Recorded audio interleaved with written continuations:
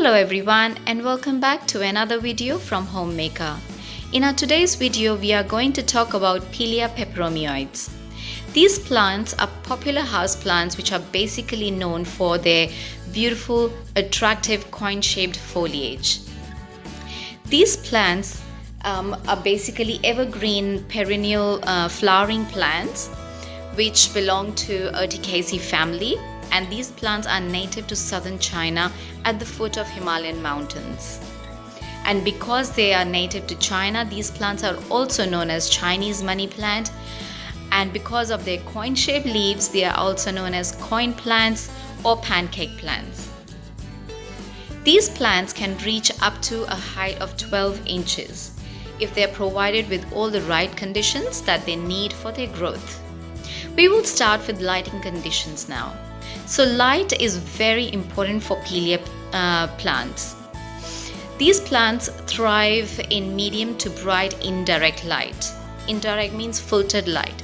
Exposure of these plants to bright sunlight can cause burns to the delicate leaves of these plants.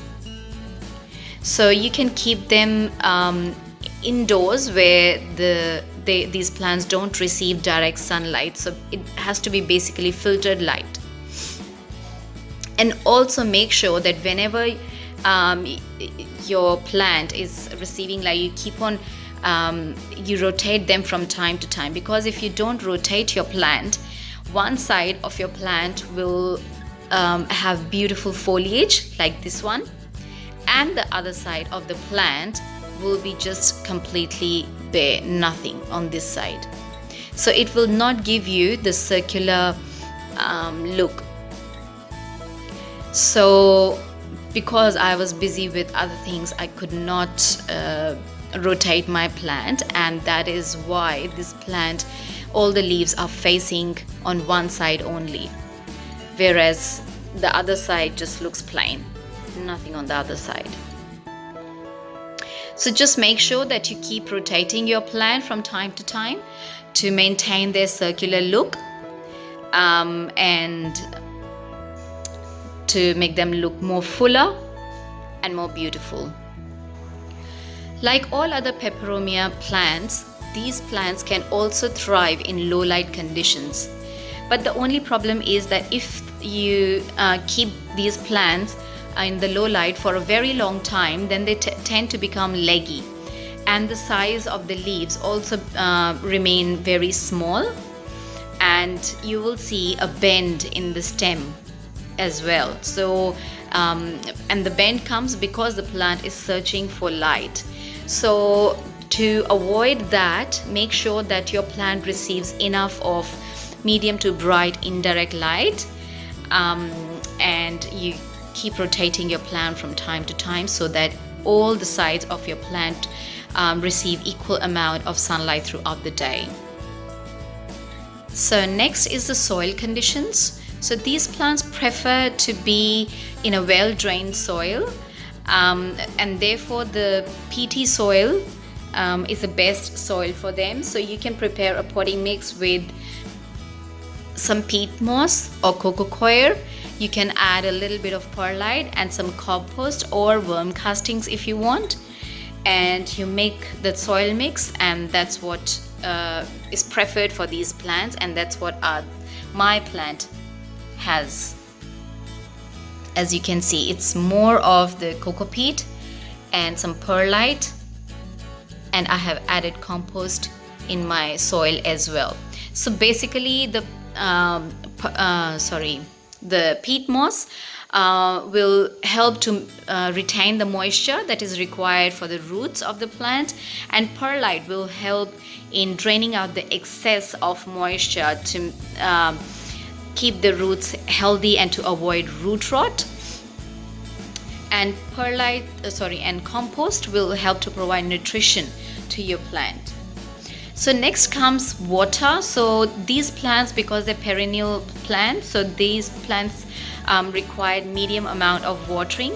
So the best strategy is to always check the soil first. So how you check the soil is you stick your finger up to the first knuckle into the soil, and if you feel that the soil is sticking to your finger or you feel moist in the soil, then you can leave your plant for another 1 week or 4 to 5 days and see if the soil becomes dry, and then water them again.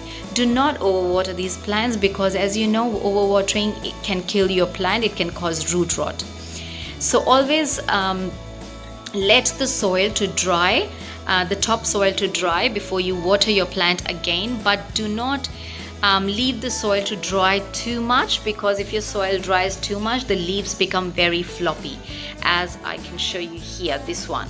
So this leaf has become very floppy because the soil, I have watered it now, but before that the soil was completely dry and I kind of forgot to water this plant. So don't wait until that time, because if you keep the soil bone dry, then it's going to affect the growth of your plant. The leaves will get affected and your plant will not look very beautiful and healthy. Okay, so next is humidity and temperature. So the average household temperature and humidity are just fine for Pilea plants. These plants are quite hardy to the freezing temperatures, but when you keep these plants indoor, just make sure to keep them above the temperatures of 10 degrees centigrade. Otherwise they do well in cold temperatures as well and warm temperatures as well. But just make sure that if it's summer in your area and the air is too dry, you can mist the leaves of this plant with water to maintain the humidity level, because if the air is too dry, that can also affect the plant and your leaves might turn yellow, and the soil will dry out very quickly.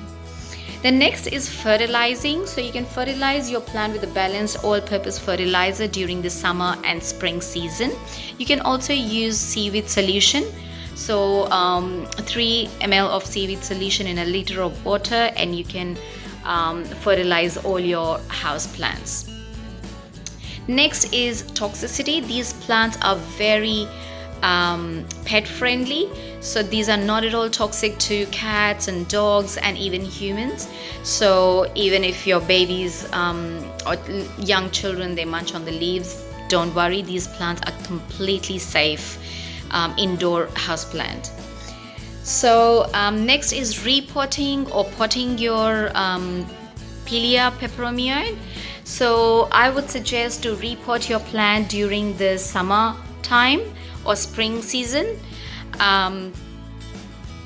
when the plant is in blooming. So you can repot your plant, you can change the soil, you can add some more worm castings or compost to provide nutrition to your plant, because that's when it's a time for the plant to bloom. So you can start fertilizing, you can change the soil, you can upgrade the pot, and also check on the roots, whether the roots are healthy. So that's the time when you repot your plant. And last but not the least is the pests. So these plants are very much susceptible to the pests, such as mealybugs, scales, spider mites, aphids. So just keep an eye on your plant, and if you think that your plant is getting infested, neem oil solution is the best insecticide for your plant, which is also organic and it does not harm your plant. Otherwise you can use soap water solution, baking soda solution, even hydrogen peroxide spray, and all these things can help to get rid of all those nasty pests that can destroy your plant. So friends, this was all about the care of Pilea peperomioids. If you have any questions or comments, please leave them in the comment section and I will get back to you, and we will talk about the propagation of Pilea in my next video. So hope you enjoyed watching my video. Please like, subscribe and share to our channel for more exciting and informative videos. Till then, stay safe. See you next time. Bye bye.